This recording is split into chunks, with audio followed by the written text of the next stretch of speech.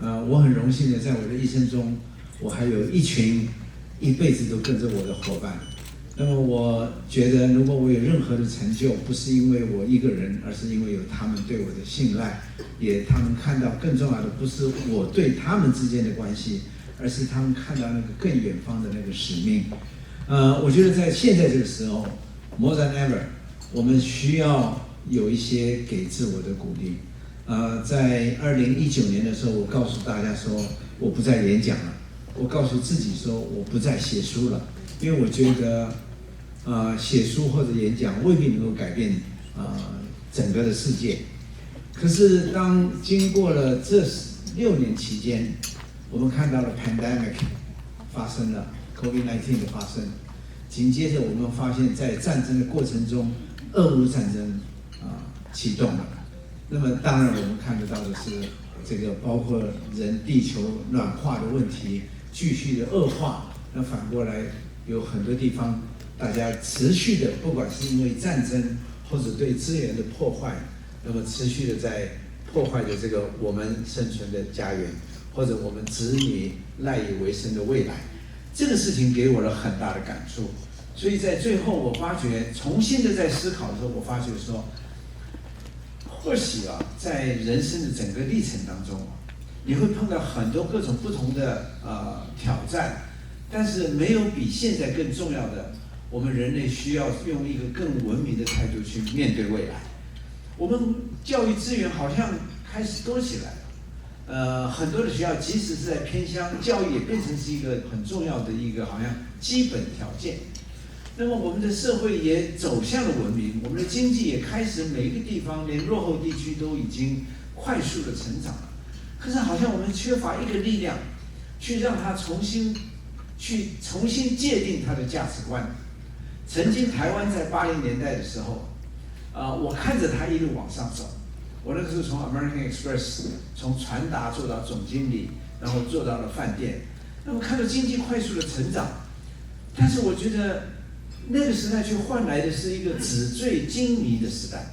你看到大家很努力的在做贸易，很努力的在家里面做加工，很努力的试图做出很多的突破。可是另外一方面，因为贸易的关系，为了要做生意的关系，你看到的是那个整个的情色场所晚上的这个应酬环境，大量的影响了社会的这种所谓的价值观。你会发现，你可能一个晚上的应酬抵过了好几个员工的整个月的薪水。这个时候我又发现说，在这个大家正好在往上快速成长，贫富差距在拉大的时候，我突然感受到另外一个力量出来了。我看到那个时候有云门出来了，我看到了有一些艺术家利用艺术在改变他的人生，然后我也看到有一些宗教家开始慢慢的对社会产生了影响。从早期的一些宣教士们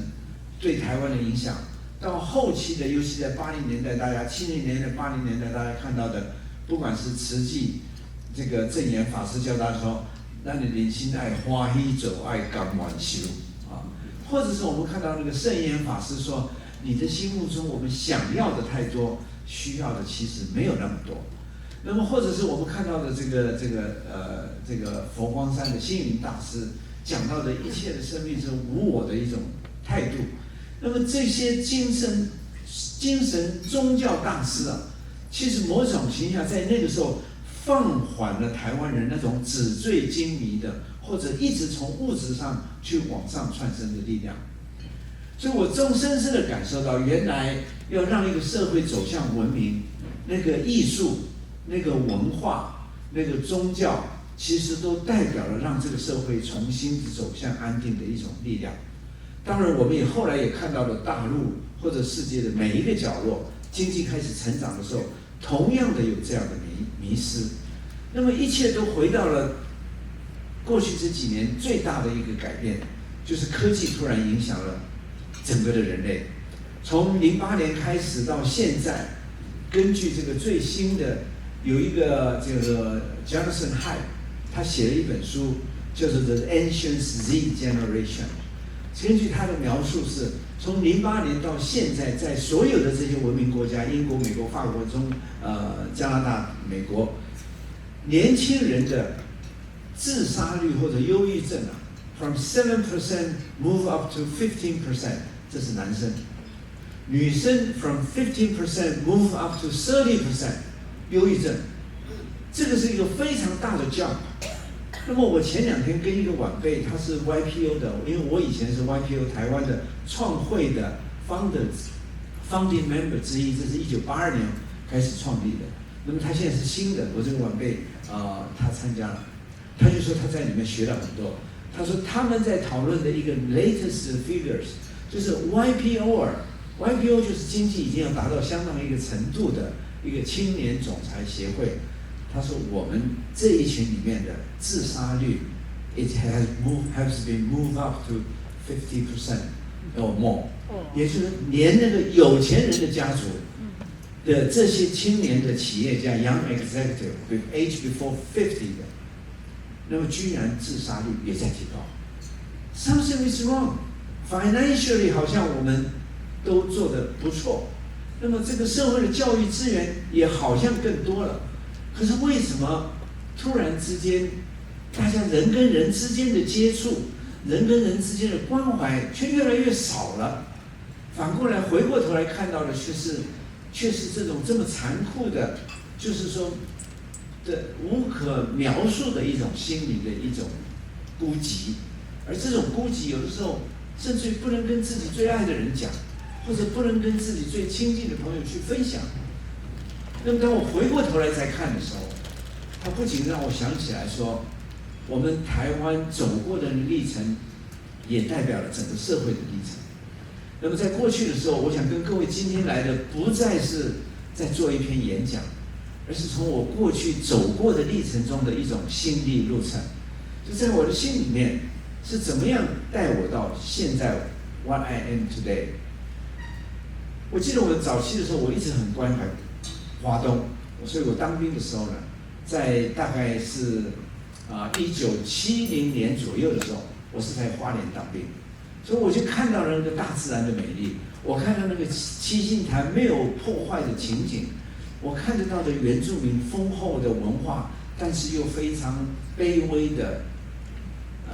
无奈的生命。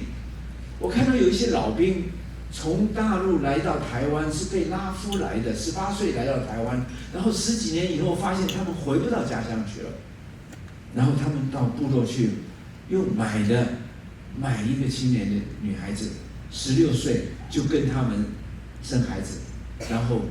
2边语言不通，有的后来逃掉了，更糟的甚至有些人被卖到了这个八大行业的产业里面去。我也看到了，在那个时候，那个老兵，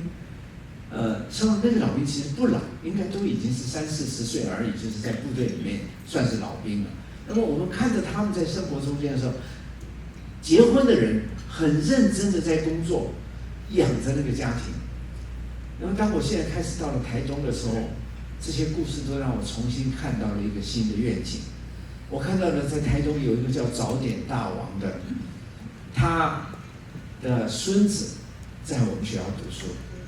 他的孙子叫当时在我们做戏剧、音乐、舞蹈、音响，他几乎全能的。他现在进到大学了，还是回来当志工。而当我看到他的孙子的时候，我突然才知道说，原来他是早点大王的孙子。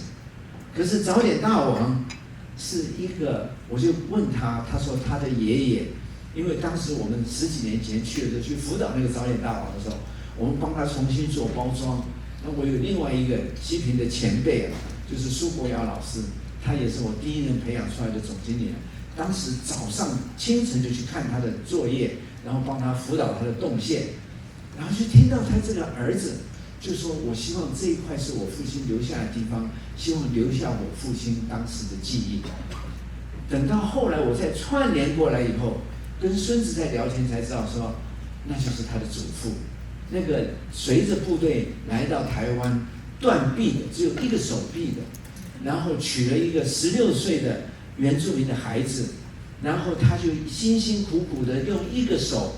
做烧饼，然后创造了后来的早点大王。连续生了4个女儿，到第5个才是儿子。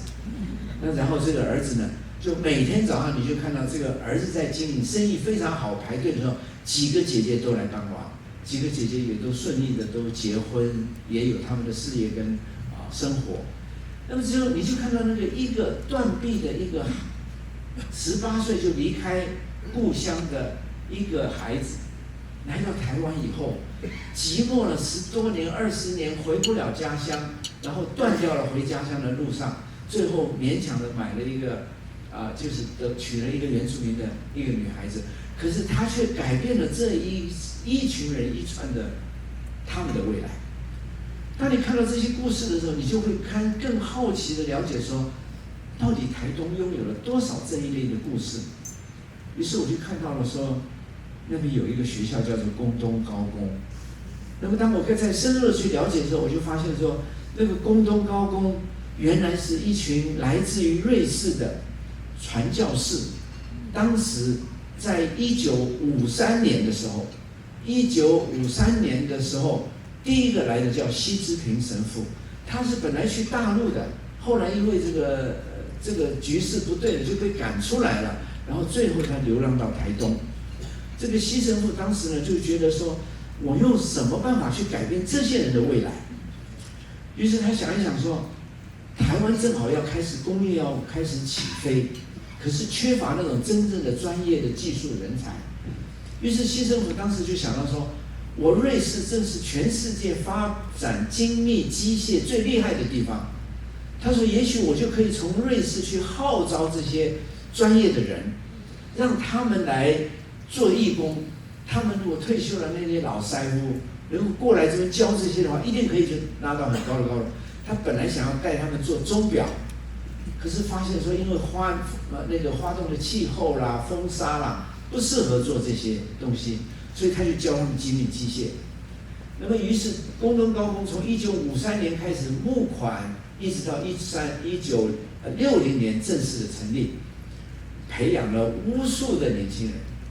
西神父当时带着这些专业的，最多的时候有20个来自于德国、奥地利跟瑞士的德语系的志工来到了台东，然后他带着这些小朋友开始学精密机械。这些孩子没有大学，职业学校一毕业以后，到了西部炙手可热，因为每一个人的技术都比在西部的学生要厉害更多，因为他们的老师是来自于瑞士的，他们的老师是经过这个更棒的师傅教他们的，而且他给了他们很严格的纪律。当时他们建筑了一个房子，如果大家有机会去的时候，现在可以再去看一下，那个是在60年代造完的房子，就是一个上面是教堂的一个 chapel， 下面是住宿的空间，还有上课的地方。那么住宿的这些孩子，因为偏乡的原住民孩子都是在山上在海边，所以他就让他们住在宿舍里面，整个大通铺。然后神父发现每个孩子都有香港脚，互相传染。每天晚上孩子是排着队，你可不可以想象那个画面？神父用自己的手这样子抹着药膏，一个一个擦香港脚，给他们擦香港脚。然后他们去睡觉的时候呢，是整排的。然后神父晚上会来一个一个给他们盖被子，因为年轻人会把被子踢掉。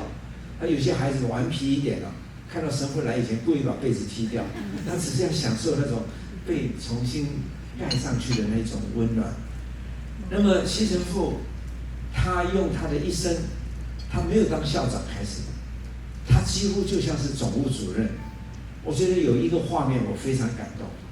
他们那个时候的厕所是一条沟，然后中间有一个一个板隔着而已，然后呢常常会塞住，西神父自己会在塞的地方手就这样掏下去，把它挖开来。这个时候你就可以看到，用行动去做是最容易感动人的。所以不管那个时候的老师，不管是那个时候的学生，在这样的身教中间呢，成立了他们的未来。那么另外一个呢，在1954年的时候，又有一个转过来的神父，他叫做季守长神父。季守长神父说啊，这边有西神父在了，那么他说，那我要到更远的地方，于是他就去了兰屿。那么各位知道，兰屿是达悟族整个岛都是达悟族的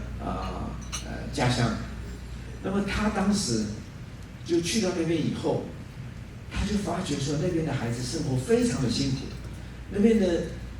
没有教育资源以外，他们穿得很简陋，吃得很就是要种芋头啊什么，就是要各种的副食去喂饱他们。于是乎，他就在瑞士就募了一些钱出来，募了钱以后呢，就买了稻米，买了服装。于是他们1个月大概才来一艘船，他就在海，知道那个船要到了，就在码头等那个船。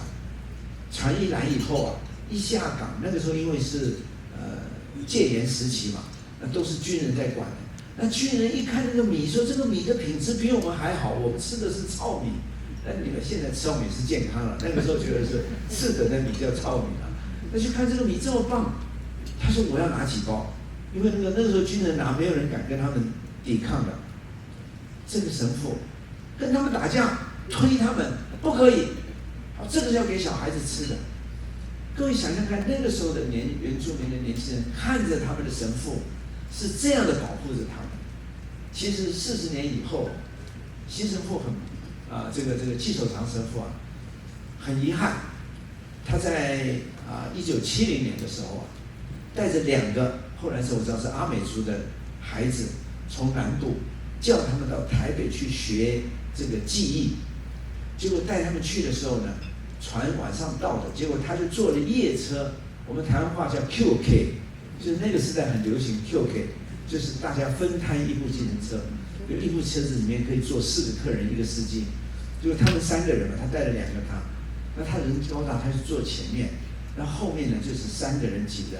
车子就往北部走，半夜里面漏夜往台北走，结果司机开到一半打瞌睡，结果就在西宁就撞到树，结果一撞到树他就坐在这里，正好是右前方嘛，结果就过世了。那么季守长神父他过世的时候，当他尸体运到这个台东的时候，那个老百姓从原住民在地的排成超过1公里的这样子送走他，那么最后把他葬在小马教堂的后面的墓地。那么接他的是有些朋友如果跟我们去过花东的，看到有一个叫吴若石神父，就是发明脚底按摩的吴神父。那么吴神父呢，就是接他的位置。吴神父说，我接到他的宿舍的时候，我发现什么东西都没有，只剩下1条裤子。就是你看这些宣教士是把自己所有的东西可以给出去的，就是完全的就给出去。那个西之平神父的后来，他生病了，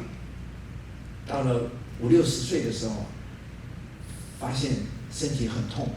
结果回到瑞士去，然后医生说你是癌症，结果肾癌，结果把他开刀，结果开刀以后发现已经扩散，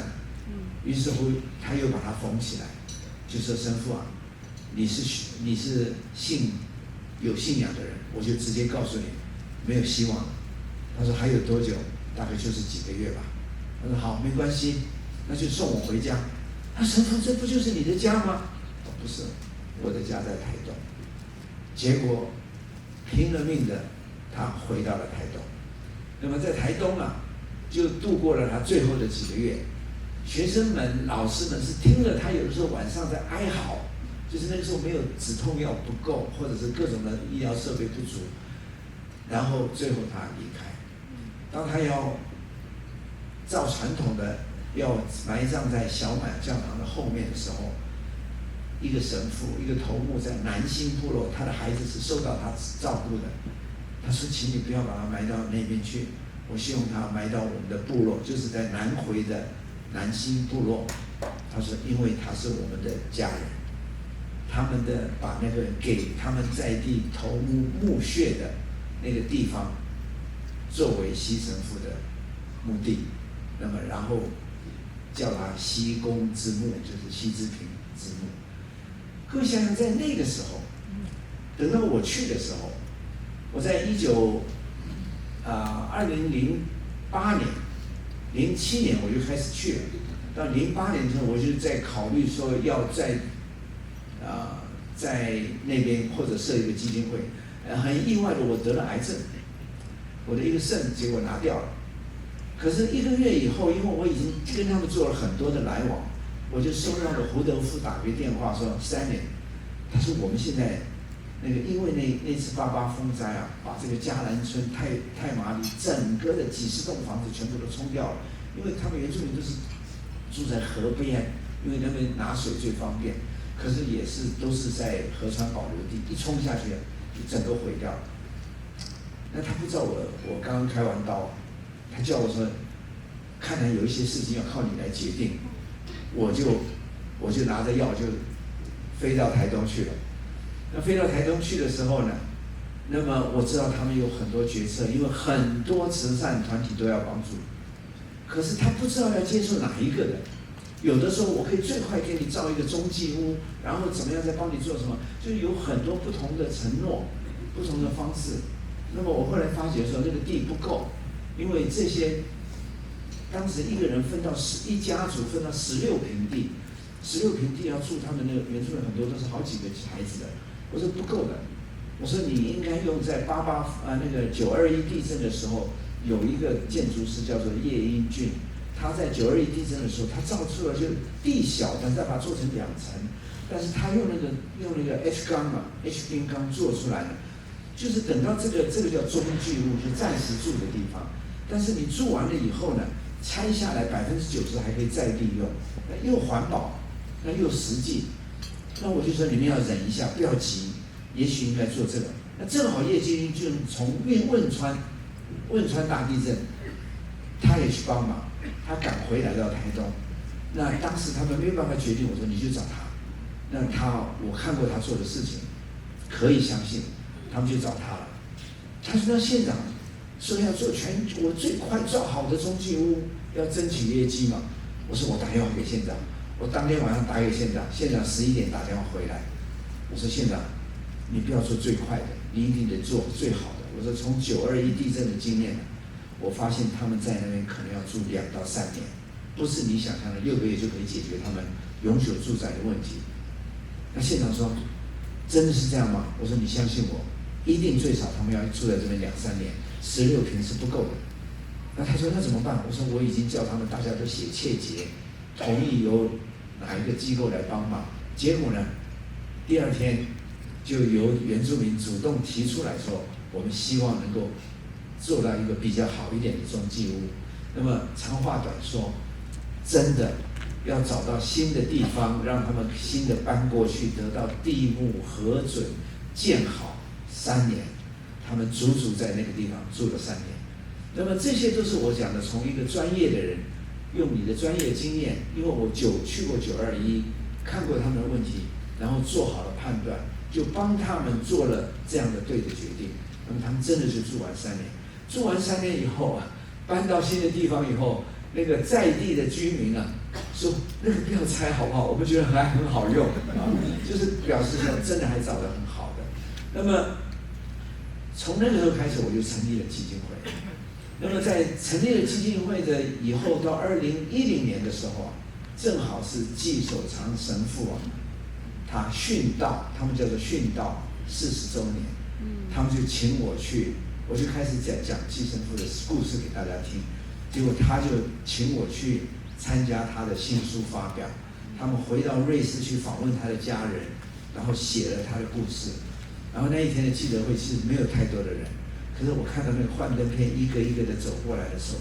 我们第一个老师是他培训回来的，我们第一个校长是他培养过来的，我们第一个公务人是他培养出来，也就是一个一个，要是没有他把他们带到了本岛去受到教育，他是培养不出这些人来的。那么所以从这些经验鼓励了我，发觉说，我们要改变一个弱势跟偏向，不是大家想象的，只是救急、救难、救苦、救贫，给钱、给物资就可以解决。他必须要经过长期的伴护，一路的要让到他可以改变自己的命运，最终可以改变社区的命运。那么这也是为什么刚才大家听到那个Sandy 讲的，刚才做的报告的时候，我都要流眼泪了，因为我看着这个孩子6年级以后到我们学校，我看着他走过6年这个学习的过程，我也看着他有这么多的志工造就了他。常常我们在说 ，it takes a village to raise a child， 我觉得 it takes so many people's love to raise a child。我们有好多个，现在在全世界有30几个，在不同领域的不同国家的孩子，都是走过这样的一个 track， 那么找到他自己的未来。那么我自己感觉到，这些人，不管是过去我们台湾的宗教家，让台湾从文化艺术人，或者从到那个时候看到这些宣教师把他们的优势带过来，把最需要的东西提供给在地，我却发现台湾或者社会突然间有一个迷思，我们认为教育就是学历，而不是能力。于是教育变成是一种只要你可以想要读，台湾现在连8分都可以进到大学，也就是这个时候就变成相对的讽刺。于是我更觉得说，我们必须要换道超车。我们要是跟着这个路上走，你追不过他们。You have to build another track， 让他走到另外一个方向。彭新市、文彦市，就是让他们把眼光拉到更远的地方，看到世界，那么才可能让他们有一天看到说，原来我回到我的故乡的时候，还有更多的改变。在我过去的这些经验中间，最让我关心的就是我刚刚讲到的科技的进步。科技的进步，它在优势上变成我们非常棒的工具。所以在陶渊明曾经讲过一句话，叫做“心为形役”，就是他在做归去来兮的时候，他说我的心在当官的时候，为了要保持那个官位，为了那个虚荣心，为了要奉承上面，我就必须要做很多勉强自己的事情。可是他这个时候他决定就放弃了工作。但是我觉得现在的科技社会，虽然科技快速的进步，却大部分的人是被科技操纵着的。就像大家叫 Uber， 叫各种的东西，你会发现说，叫 Uber 是用手机叫的，是工具。然后 Uber 分工的时候，也是由这个电脑来派工作。最后人是什么？是那个最后被驾驭的工具。最近好像连加州已经有些车子可以不需要人了。那么他告诉你的是什么？叫身体的身为器食，身体被器物所指使，我们是被机器操纵了。现在大家知道，像摩格达啦什么都在讲这件事情，就是现在 ChatGPT 已经可以超过了人脑了。那么它的整合的速度，它阅读科技的速度，医学的速度，我们读一篇 paper 可能要花好几天，它一天可以读几千篇的 paper， 这个是非常恐怖的。它可以 digest， 但是好的它也可以 digest， 坏的它也可以 digest。而这个时候，大家看到正向的，它好像变成你的助手；负面的也可以看到。大家从这次的俄乌战争就看到了，坦克车已经不重要了，无人机比坦克车更重要，而无人机制造的成本是更低的。无人机可以变成是恐怖分子用的人，可以被敌人用的人，可以用更多的，不管是潜艇各式各样的方式，可以伤害人类，甚至于包括化学。那么，所以从这些观念里面发现说，一切又回到了人的最基本的 education， 也就是如果人做人的本质没有办法做好，那个独立思考的能力没有办法思考，没有不被驾驭的能力没有办法思考，那个关怀人的能力 compassion 没有办法跟人 communication 的能力没有，那么没有自我的意识的能力可以拥有的话，那么我们很可能就会沦为被机器驾驭的，或者被物化所驾驭的人类。那么所以 education has to be different， 也是教育必须要不一样，不能再用过去的方法来教过去。2011年的时候，我有因缘来到这的时候，很感谢这个淑玲邀请我来。那么来了以后，我展开了我另外的一个人生。我从来没有想到我可以到美国来，跟很多的朋友分享。我连续的这几年来，让我拥有了很多的好朋友，也让你们来到了花东。但是在那个过程中间，我看到了一个非常重要的一点，就是我们大家都关怀的就是科技的进步已经制宰了人类的未来。那么要怎么样去面对它？教育必须改变。我在2011年写了一本书，叫做《教育必须不一样》。那么我想跟各位来回顾，就是当我在讲教育必须不一样的时候，我强调说，教育不是注水入壶，而是点亮蜡烛。它不再是用这个填鸭式的教学，而是让大家能够有机会可以找到他的天赋，发展他的才能。我在第1章里面的第1篇写到说，醒醒吧家长，你是扼杀子女天赋的杀手。你有的时候会用后照镜看你的孩子。车子我们看后照镜中我们走过的路，我们用我们自己走过，我走过是这样，你就照我这样走，那是错的。因为每个孩子又有他代表不同。另外从杜威博士就曾经讲过，这么多年他就讲，我们用昨日的知识教今日的学生，我们等于断送了他的明天。也就是说，如果我们还用我们过去的知识来教现在的学生，我们等于断送了他的明天。而这正是目前大家看得到现在的现象。对老师来讲 ，it's very hard to change， 因为他学到的是这些。所以我在过去从事教育的时候，我就发觉说，我说老师们，你们真正面对的问题是，你的一生是非常窄的，你是从学校学习到学校教书，你根本没有机会去认识教书学校以外的世界。有的时候我们科学家也是这样哦。有的时候我们很多人的工作，当你在专业的只在做一项事情的时候，你会忽略掉其实你的人生还有很多其他更多可以发展的空间。所以未来的教育已经不能是单向的教学，反过来是要更广泛的能够让他们有发展的潜力。那么我在过去许许多多的历程中，从总裁狮子心强调我一个非常平庸的人能够有机会到了美国运通，然后没有读过大学，居然可以一路的学习上来。那么这个中间，我在这个中间，在那个时候，我写了一本书，叫做《总裁狮子心》。我自己一直在最后写了一句说，我发现给我最大的鼓励是，做人要变成发光体，不要做反光体。所谓的反光体，就是你靠那个物质的金的项链、好的手表、名贵的车辆来表现你的成就，那个叫反光体。你是靠车子来反光，你是靠那个钻戒来反光。发光体要源自于内在的那种热忱，来可以愿意去服务人群，改变社会。我们在座有很多这样的人。我中间也在我很年轻的时候，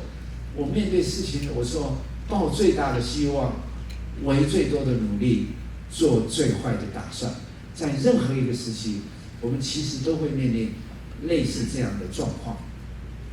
再下来，我又发现过了几年，发现不对了。我发现年轻人不能再像我那个只会埋头苦干，你还要抬起头来。那个时候是2002年出版的，2002年的时候正好是台湾跟世界正好尤其在亚洲开始快速上扬的时候。我觉得年轻人要看到了，要趁着这个机会，要御风而上，用更高的高度。我希望我们的孩子能够走到国外，或者我希望我们的孩子能够用更宽的视野看，也是一样。于是乎，到2008年，我又写了一本书，我所看见的未来。这中间的第一段我讲了一个我们的优势在哪里，讲到台湾。2008年就是我刚刚描述的那个过程以后，我发现文化是最大的价值，只有文化可以让一个人重新沉淀。我也讲出了各种的，当时我记得台湾要开放大陆观光，那么我就发觉说有很多不同的声音，但是观光业者都认为我只要旅馆准备好了，日月潭的船准备好了，我就可以准备赚大陆人的钱了。我那个时候是观光协会的会长，我在全省演讲，全台湾的每个角落演讲，我到南部用台语演讲。我说，如果我们今天只想要做观光的目的，只想要赚大陆人的钱或者赚外国人的钱，我说我自己都看不起我自己，因为做观光这个事业，做旅馆这个事业，我们是跟世界做朋友最好的vehicle， 也是最好的连接。那如果我们能够趁着这个机会，让他们看到台湾的是文明的社会，是一个有文化深度的社会，这个时候我们应该用这个方式来传达我们的理念。所以那个时候我就一直觉得说，那种无可救药的热忱一直驾驭着往前。我又对年轻人在那个时候，各位记得这是2008年，我写了一本书，叫做《做自己与别人生命中的坚持》。无独有偶的，从那一年开始，苹果手机出现了。那么无独有偶的，就是那个时候我已经看到了未来的年轻人将比我们还要辛苦。我觉得我在书上写到说，青年人，请你能够拥有面对未来的时候，即使平凡，也不要平庸。什么叫做平庸？平凡 ，a lot of us， 你将来很可能会做的是一个平凡的工作。台积电的工程师也很平凡的，因为他每天做12个小时，但是呢，他可能很辛苦，可能只是大的环境里面的小螺丝钉，但是不要平庸。什么会让你不平庸？文化、艺术、生活的能力，也就是你必须要懂得与人对话的能力，懂得文化欣赏艺术的能力。这个时候你是贩夫走卒，你是高官达人，你可以享受同样的东西，你一样可以享受歌剧，你一样可以享受音乐，你可以一样欣赏美术，它是你沉淀，你一样可以迈向宗教。所以这些都是让你心灵可以找到治疗的能力。所以我告诉年轻人，未来不能靠心理医师，未来你必须面对挫折的时候，你要有 self healing 的能力，就自我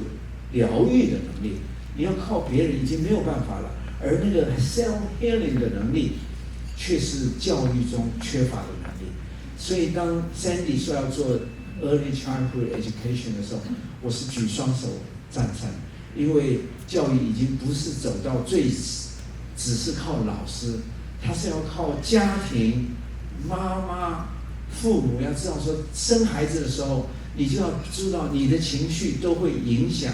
胎儿的教育。你孩子在成长的过程中，他不会动的时候，他是最好奇的，想要吸收知识的时候，你跟他的互动，你们大人的互动，其实都在影响着他。所以，如果说你懂得这些背景，那你就知道怎么样去善用自己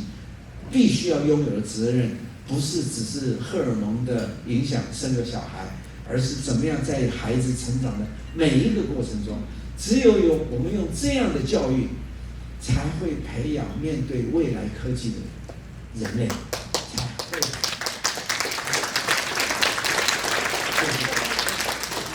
而这个教育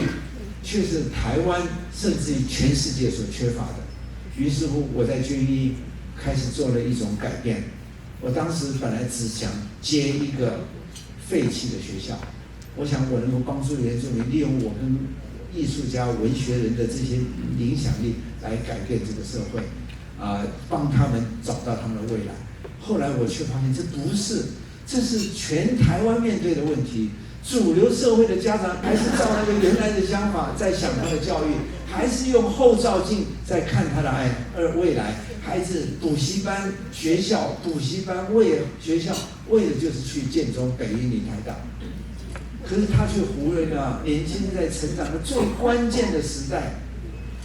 你让他牺牲掉了跟人合作的能力，他只想把别人打败，他没想到跟人合作。于是，在军医，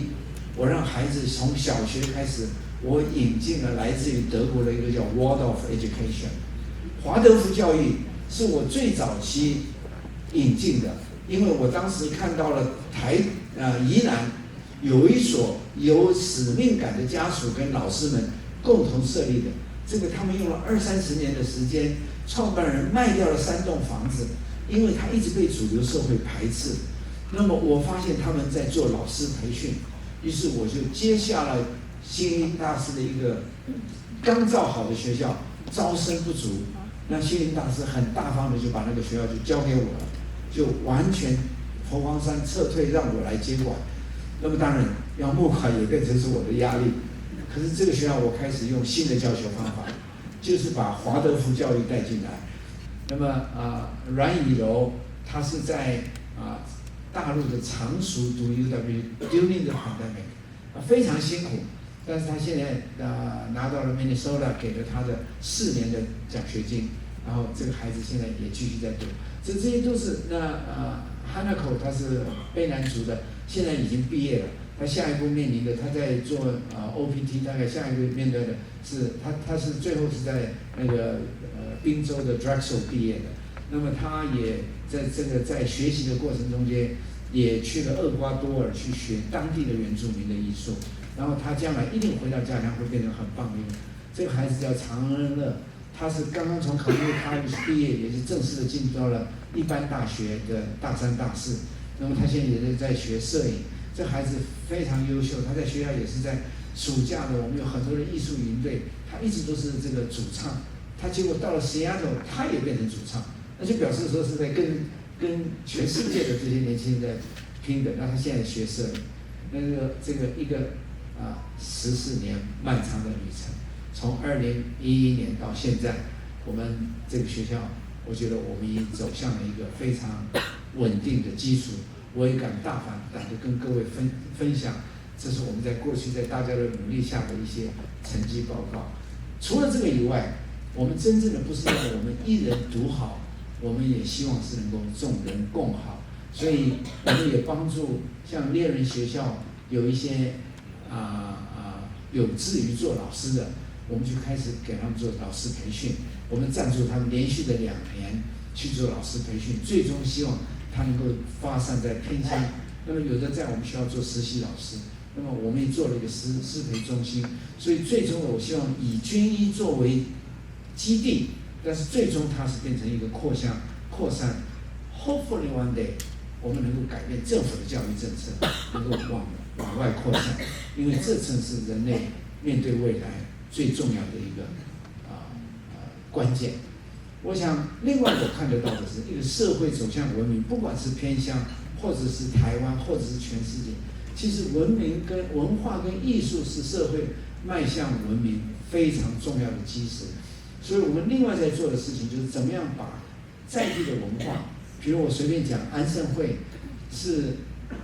卢凯族的一个艺术家，他非常辛苦。大家如果看，我们有几个 documentary。其实我很希望大家可以我希望那个 Julia 可以分享给大家。那么许多的 documentary 我们都有在介绍这个不同的人，安盛会就是其中一个。他是在都兰市住在一个遮雨棚上面，他下面一部车子，他可以在那住几年。他外面坐那个铁棚是会漏雨的，然后他睡觉就睡在车上。这样的一个艺术家。后来利物浦请他去做利物浦双年展，你走的时候没有钱，我们基金会支持他。结果利物浦最后是说，请你把这个地方，你的作品能够留在利物浦的码头5年，所以他还屹立在利物浦的码头。那么胡德夫当然，当时他一直说他回家乡他没有地方，我就做了一个大师回乡系列。他现在回到了台东。我觉得一大堆的布拉瑞扬都在讲原住民的故事，他就在我们学校的对面，他只要到偏乡表演，我们都支持他。台湾 Connection 胡乃元，我支持了他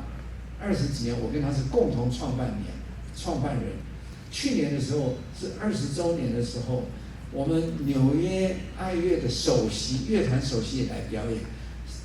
洛杉矶的那个 Andrew Band 就是那个萨克斯那个法国号的首席，就是他那个星际大战就是他吹的，也来，他已经来过好几次，几乎全世界很多个乐团那个不同的分声部的首席都来参加，那这样就快速的提升了台湾音乐家的水准。那么除了这个，我们希望他们变成小团的到台湾的偏乡去，因为我觉得艺术是没有国界，也没有因为贫富而得不到资源，于是我们就鼓励他们。那么最后我要讲的是，大家看到的江贤二艺术园区。江贤二在过去这段时间，艺术家，我们公益平台做的角色就是做艺术家不能做的事情，做宗教家不能做的事情，或者是做，那我们的角色就是怎么样帮他做行政的管理的作业，他做他的创作。所以这个不管是大家看到的2020年的回顾展，台东美术馆的2022年，或者高雄美术馆的2023年，其实幕后都是公益平台在做。而现在，当然很多的艺术，很多的这个服装设计师嘛，都用他的作品变成是新的一个生命。而现在最值得跟大家报告就是，我们终于在12年，江贤二当时我62岁吧，61、2岁，他67岁的时候，我们有这个梦想。12年以后的今天，终于江贤二艺术园区在台东成立了。那么我希望将来大家能够到台东的时候，我的目标是它会变成台湾文化非常重要的亮点。我希望它吸引的不单单是台湾人，也能够让国际的人士都能够看到台东有一个世界级的一个美术馆。而这些都是大家可以看到，我们有驻村艺术家，我们会让国际的艺术家能够借着这个舞台，能够向世界去说台东的美丽，或者台湾的美丽。那么最终的，当我们把这些做好的时候，我们产业才能够生根。这些都是过去10几年我们做的各种的产业生根的事情。那么这些我就不一一讲了。那么但是这些都已经变成，有些都已经站到国际的舞台。我相信，当我们一个是从产业上让青年愿意返乡，一个是让老人能够被照顾，那么最后当教育能够让青年更愿意回家的时候，那这样我们就给他们打造了一个回家的路。我们前后过去有80几位各地的青年领袖，花东的，我们带他去看杨百翰大学、波利尼西亚文化中心，然后看到南岛跟世界的连接。目前来讲，这个 Austronesian culture 已经大家都认同，台湾是一个非常重要的发源地。而我常常讲说，以前有一个电视剧叫后山日先照，我就告诉花东的人说，谁说太阳先照的地方是后山？我说我们代表的是人类的前山，人类代表珍惜土地，那个不去破坏它，然后珍惜文化永续的前山。而这正是我努力希望达到的目标。我们现在在辅导学校，利用我们的能力让孩子回到了工东高工当时的的初衷，把台北的这些厨师专业的，让他们用义工的方式来教他们，而这些呢都已经变成是一个非常棒的影响。所以我相信，如果假以时日，包括我们在我自然，我会用几乎是 NAPA 的方式，把台东的米跟茶跟这个原住民的一些艺术呢，最终的把它变成是一个台湾的一个创生基地。所以这些都是我们努力的做。当然，公益平台 ACFI， 我们除此以外，我们也帮助各种这些团体呢。我个人觉得生命中真的是有太多我可以做的事情，但是也太多的限制我能够做的事情，以我的年龄跟体力。今天对我来讲是一种传承，我带着伙伴一起来让大家看到。那么当然陆陆续续我会让他们来，我自己最感到高兴的，因为有他们的延续。在我最后的结束，我想跟大家分享我的老弟范玉胜，他写过一本书叫做《海岸山脉的瑞士人》，这是我们军医的学生每一个人都要读的书。那么来强调在那个时候，那么久的以前，那些宣教士们在台湾的努力的时候，范玉胜在前面写了一封家书，就是一个远方的家书。那他们就以寄所长作为背景，它上面是写着：亲爱的母亲，离开了拿坡里，然后一路经过了地中海，一路的走过了这个印度洋苏伊士运河、印度洋，然后最后经过印尼、新加坡、香港，来到了台湾。我说这边的风景，我们终于来到了台东，它这边的风景真的是非常的美丽，这边的山几乎跟我们家乡的阿尔卑斯山一样的美丽。可是家乡所没有的是那个壮阔的太平洋。不过这边的天气好热，它热到我们有要被烤焦的感觉。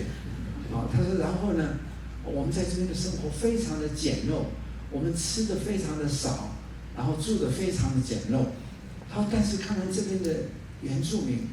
却比我们更辛苦，他们大部分连鞋子都没有。他说，但是我常常有的时候幻想说，如果现在我有一个蛋糕，有一个巧克力，有一杯咖啡，将会是多么甜美的事情。然后他说是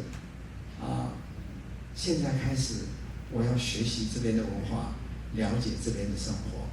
但是也无法阻止我想念你，想念爸爸，想念妈妈。我相信当想到这里的时候，我不仅眼珠泛红。我相信妈妈，你那个每一个想念你儿子的泪水，将会是天使胸前最美丽的一串珍珠。他说，想念你们，愿在每天晚上的祈祷中与你们重逢。1954年9月6号。各位想想看，在那个时候，西神父最后是埋葬在台湾，一大堆的寄所长神父是埋葬在台湾。最后上的2年前，魏祖安神父90几岁埋葬在台湾。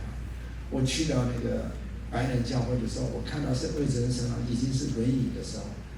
我意外的看到一个外国人在推着他的轮椅。我一看到他，他跟我打招呼，我说你是谁？他说你不记得了我在台北，我是瑞士驻台湾的代表，我现在退休了，但是我知道我